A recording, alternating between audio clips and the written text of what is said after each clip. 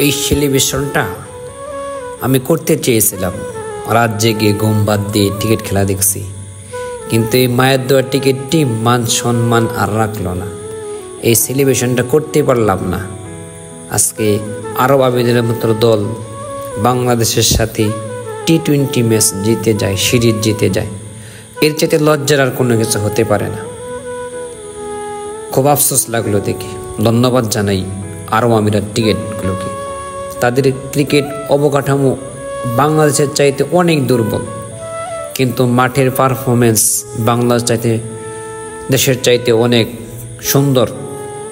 সবগুলো টিকিটার ফিটনেসহীন, আর বাংলাদেশ টিকিটার দিয়ে তাকালে মনে হয় শালারা গাঞ্জা খায়, এরকম অবস্থা। যাই হোক, অভিনন্দন জানাই ইউএ টিকিট টিমকে। বাংলাদেশ ভাই, তোরা আর টিকিট খেলিস না, ক্রিকেটকে তোরা মান ইজ্জত নষ্ট করে দিতেছিস।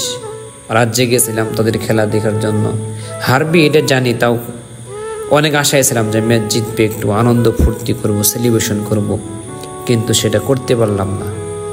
ঠিক আছে, তারপরেও কেমন জানি বাংলাদেশে খেলা থাকলে সেটা দেখতেই মন চায়। জাস্ট কি আর করার আছে, কপাল খারাপ থাকলে কোনো কিছু করার নেই।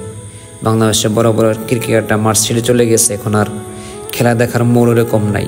থাক, ভালো থাক তোরা, বাই বাই টিকিট।